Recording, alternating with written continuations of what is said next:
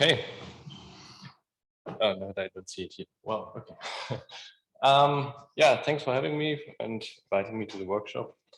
So today I want to talk about unifying machine learning and quantum chemistry with deep neural networks. It's a very general title because that's how I aim all my talks, because I always have to think of new titles. And it's pretty annoying, but it goes back to this perspective we were writing with a Maurer group in Warwick.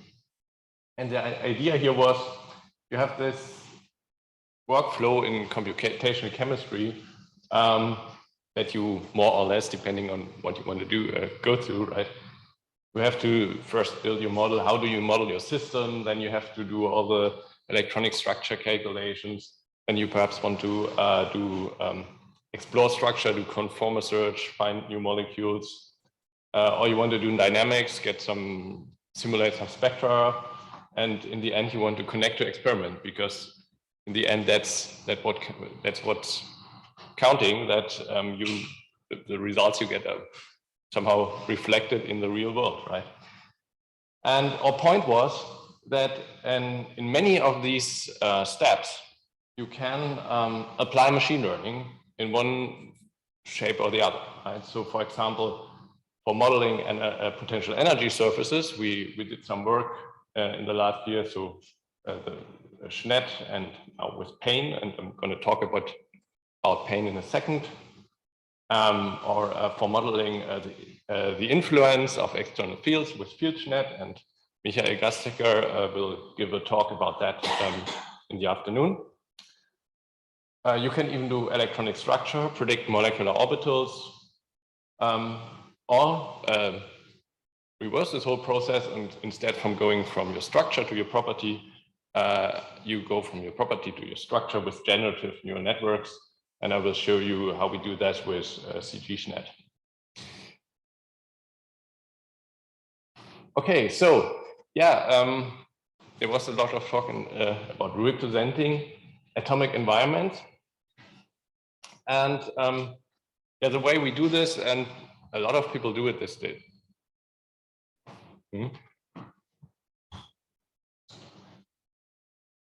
Closer.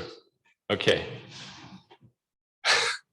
Should I do that? Okay. Perhaps is that better? Can I do it like that? Okay. The problem is I can't look at the screen here because it's only there, so I have to over like that. I don't know. It looks a bit weird. Okay. So we do this message passing scheme, right? So even G-SchNet, even though it wasn't called message passing at this point, was a message passing neural network in a sense. So the idea is you have you represent your atoms as nodes in a graph, and then the edges in your graph are the distances or in between the atoms, and then you define this kind of message function, and the capital M there. So you take the representation of the nodes and the distance. You sum over all your neighbors, and then you get a new representation. So for example, in the upper right, you see the oxygen gets some information from the two hydrogens, and you can update the representation of this atom. Yeah, and the crucial thing here is that this should obey rotational invariance, the rotational invariance that we want to have in our predicted property. So in this case, if we want to predict energies, the energy should be rotationally invariant, because if you don't do that, you won't get a conservative force field if you take the derivative. So then the last question remains, how do you define your message function? And the way we did that in G-SchNet was using these continuous filter convolutions. So it's like a normal convolution in a convolution in your network. It would be a discrete convolution. So you see the function right here. So basically a convolution that's applied element-wise to the features. And then instead of a filter tensor or a convolution kernel in a discrete convolution, we now plug in neural network that takes the distance as an input, which gives us these radial filters. And by that, we can basically use, it's basically now, you could call it message passing, or you could just call it a convolutional neural network over atoms. So the problem is, in recent years, we found that there are some limitations to that. And you see a simple example here. So what we normally want are local representations. So a convolution kernel has some cutoff.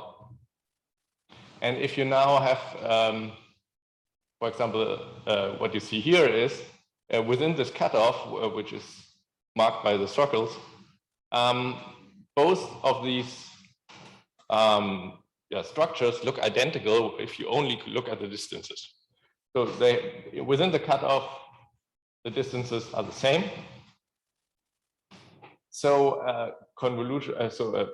so SchNet, for example, or some message passing neural network with this cutoff could never distinguish these two structures.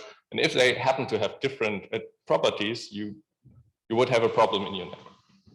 So that means to actually, even though we have this small cutoff, which we want for scaling purposes, if we still want to resolve these structures, what we need to do is retain some additional directional information. And the solution to that is to go from rotationally invariant representation to rotationally equivariant representations. So that means even though your property of interest, the energy in the end, is rotationally invariant, your intermediate representation has to be equivariant. And that here you see, this what we call equivariant message passing. So you still have Si, Sj are the rotationally invariant features of the nodes. And you have additional features, Vi and Vj, which are vectorial features on the nodes. And instead of the distance now, you have the vector going from atom I to atom J. And the important thing is now that your message function has to fulfill this equivariance property. If you rotate the input X, it should be the same as rotating the vectorial representation that is the output of this message function. And a way to ensure that is, since this is basically a linearity constraint on your direction, you have to make sure that you only apply linear functions to direction information, while for the length of the representation, you can apply any kind of nonlinear function. So for the scalars, you can do whatever you want, everything you did before in your neural network. You can scale the vectors by these transform scalars. You can do linear combinations, you can do vector products, or you could do scalar products, and then you will be fine. Your message function will be rotationally equivariant. So this is basically, if you know the hot spherical harmonics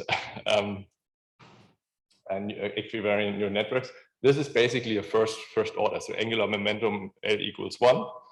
If you want to go to a higher angular momentum, you could do this also in Cartesian space, and would, instead of vectorial features, then you would have matrix features and so on and so forth.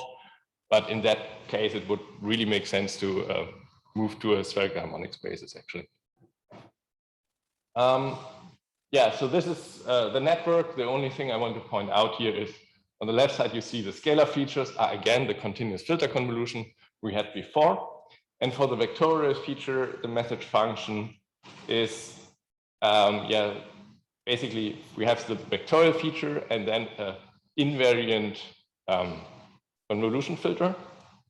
And then we have a second term where we have scalar features and rotationally equivariant convolution filters, which can basically written as a derivative of a rotationally invariant convolution filter. And this is also known in the image domain, for example, as steerable convolutions. Okay, and here's an example how this propagation of information can work. So you have substituted ferrocene molecule, and you see we have the two rings that we rotate against each other, and then we have an energy profile in these plots. And we tried this with SchNet, with DimeNet, which is also rotationally invariant but uses additional angular features, and we have PaiNN with or equivariant features. And you see now if we reduce a cutoff, first Schnet fails because you don't have the distances between the two rings anymore that tell you how they are rotated against each other. And then everything has to go over this center iron atom. And then if we go even further to 2.5 angstrom, we don't even get the correct energy profile with DiamondNet anymore, and we can only resolve this with equivariant features. And you see an example again with in the top right. So in this case, these two structures I showed you before, you can't even resolve this with angles. You need at least dihedral angles, or you can do this with equivariant features because they have this direction encoded. Okay, what we can do with that is, do simulations. For example, here you see ring polymer molecular dynamics with 64 beats. In case of aspirin, this would have taken 25 years with the calculations we made in DFT. And instead, with this force field, it takes us 1 hour. And here we have infrared spectra and Raman spectra, because one additional advantage of having equivariant features is that we can use them to construct higher order tensor properties. So for example, on the bottom left, you see how we predict dipole moments in this framework. So we have a component of an atomic dipole, and then we have the atomic charge times the position of the atom. And these atomic dipoles and charges are just learned by our network. So there is no label data we need for that. We only need the molecular dipole as a label. And similarly, you see on the bottom right, the same for the polarizability tensor. Okay, so for the second part of my talk, I want to show G-SchNet. So now instead of having our molecular structure, we have any kind of property we like the structure to have. For example, we wanted to have low energy, or we wanted to have a certain composition, or be similar in the structural space. And the way we do this here is we use an autoregressive generative model. So that means we start with one atom, and then we ask our model, where should we place the next atom? And then we place the next atom, and of course, which type should it have? And then we go on until we have a complete molecule, and the model tells us to stop.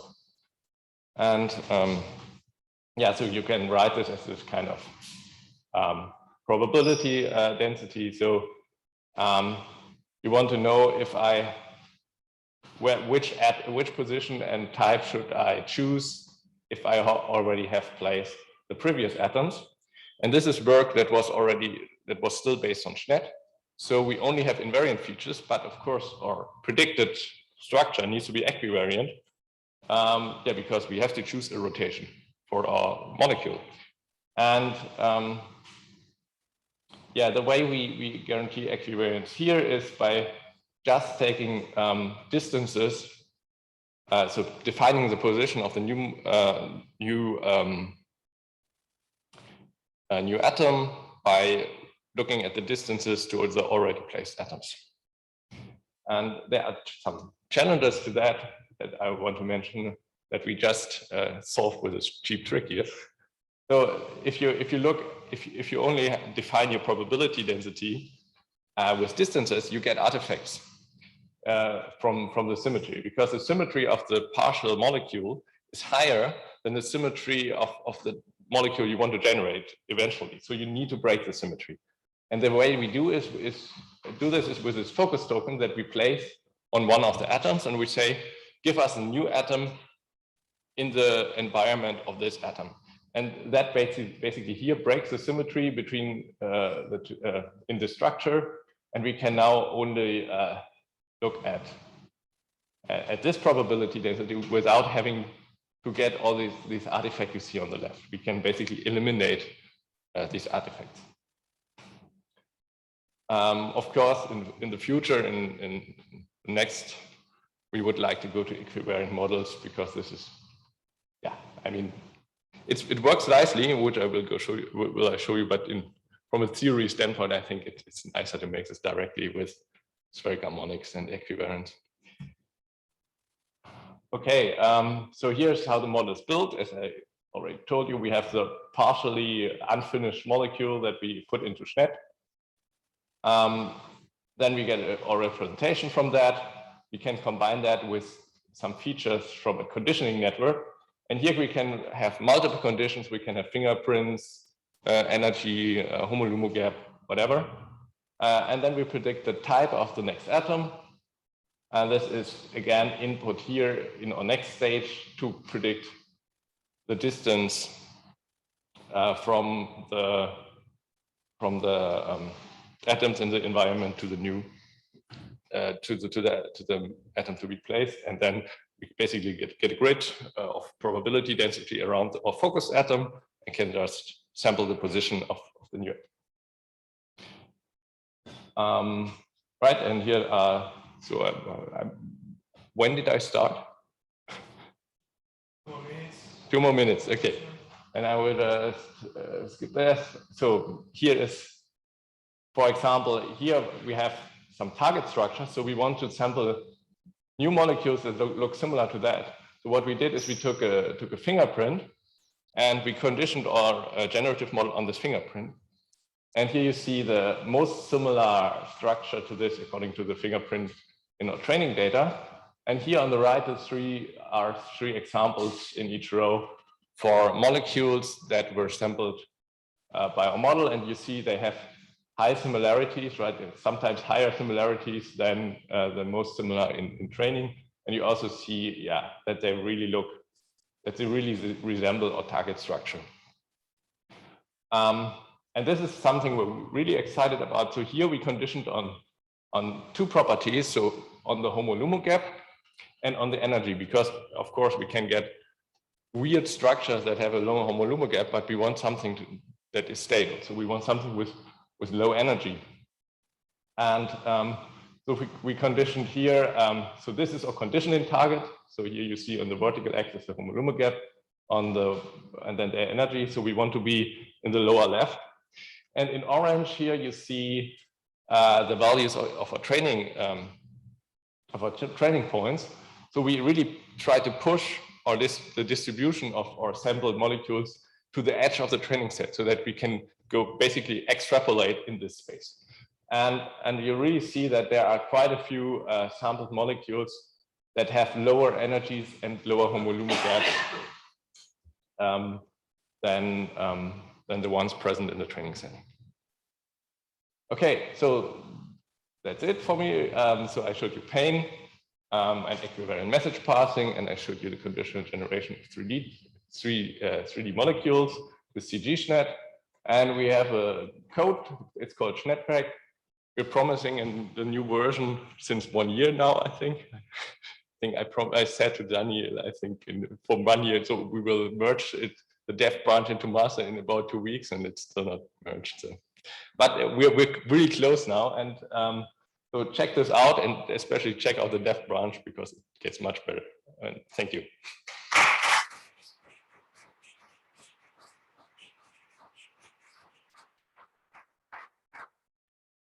Thanks very much, Christoph. We've got time for questions before we head out for coffee.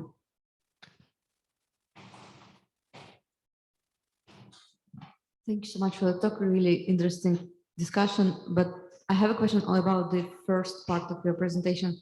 The problem that you described about the position of the atom. There has been the work. I guess it's the directed message passing neural network when they pass the message through considering the bond and not through the nodes. Do you think that approach would help to solve this problem? Are you familiar with this approach? So the way the message is passed doesn't really matter too much. You mean? So yeah, so if we have this kind of thing and we want to pass a message from here to there, whether it's a node or an edge, it doesn't really matter. What matters is basically the body order of the node or the message. So if you have let's speak in strict harmonics, right? If this is order 1 strict harmonic and your message is only scalar, there's nothing you could do then. You can so you really, the messages and the nodes have to have so the angular resolution needs to be high enough. And then I think you can do one or the other. I think that's pretty exchangeable. Okay, cool. If you want, we can discuss later. Thank you. One more on the other side. Sorry, I'm running around.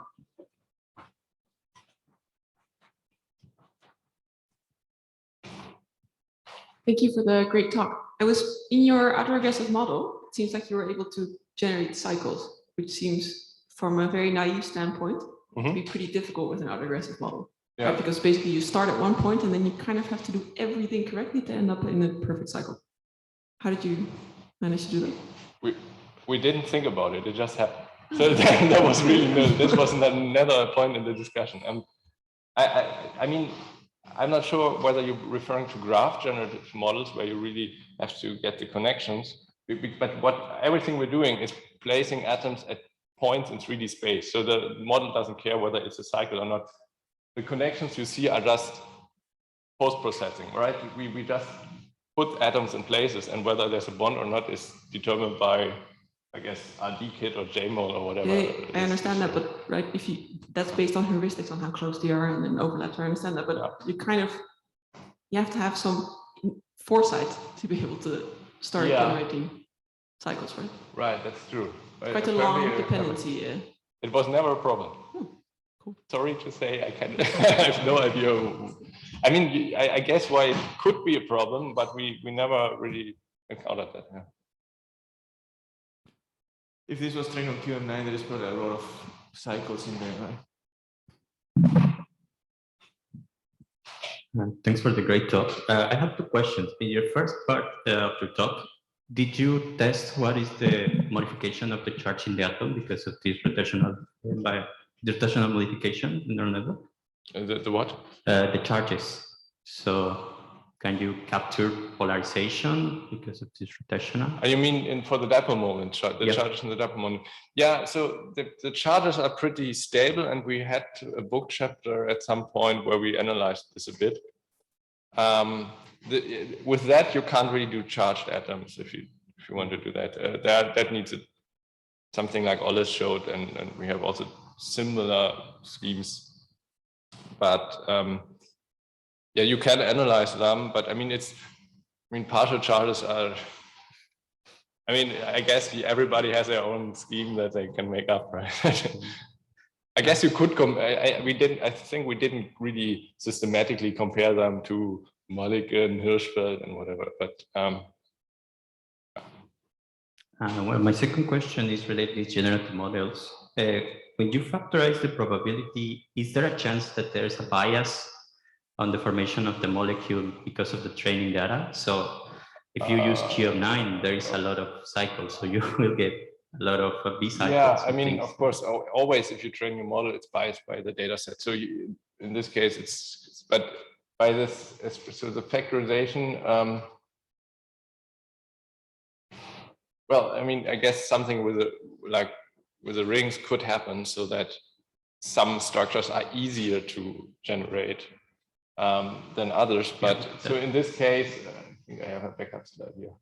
That might yeah, this one. So here we compared the data to the model that was the previous version, and you see that the statistics in bonds and in rings are pretty similar to our target distribution defined by our training data. So of course, if you have different data sets, I guess could happen that you undersample some substructures. Okay, we can discuss now. Thank you. Excellent, thanks so much. So I'm going to throw in one of my own to spark some controversy too, which is 3D structure is emergent from the graph, right? The chemists have over decades agreed that stereochemical formulas sort of fully capture the ensemble of conformers that can come out of a graph, right? Like, you know, in the bottle, they don't draw the 3D conformation, they just draw the stereochemical formula, and that has the full information. So most molecular generation tasks would be about making the graph, because once you know the graph, you know the molecule, you know the properties, everything is emergent. So what are your thoughts about this sort of trade-off between generating molecules in 3D, which is sort of down selecting a single conformer out of the ensemble that would be spanned by this 2D graph? Yeah. So I am a computer scientist, so I'm not really into. So I just get the feeling from when I talk to chemists and I talk to physicists, I think they have different views of this thing, right? So some say, oh, we start with a wave function and with where are the electrons and the atoms, and the others say, oh, we have the graph and everything. I think it's of course a translation problem, right? So you want to translate the graphs, you want to match these things. But here in this case, it's a question: what's easier for machine learning to predict? And you have in the 3D structures, you have some information that you don't have in the graph. You have all this non-bonded interaction that is not in your graph, right? It follows from the graph, but it's not implicit. It's implicit. It's not explicit. So in that sense, you have to think about in which space do you want to do your machine learning to extract most of the information, and then perhaps can you transfer that later to the other space, right? Can we basically do our machine learning for force field simulation, generation, whatever, and then say, okay, and now we can generate all this knowledge, additional training data and whatever, and then say, oh, now we just do this on the graphs and we don't care about the 3D structure anymore. I think that would be really a nice challenge. Thanks very much. And with that, we conclude the first chunk. I think we have some coffee outside courtesy of UPF. And I would ask the next speakers for the next break to quickly check their computers before we come back. Thanks very much.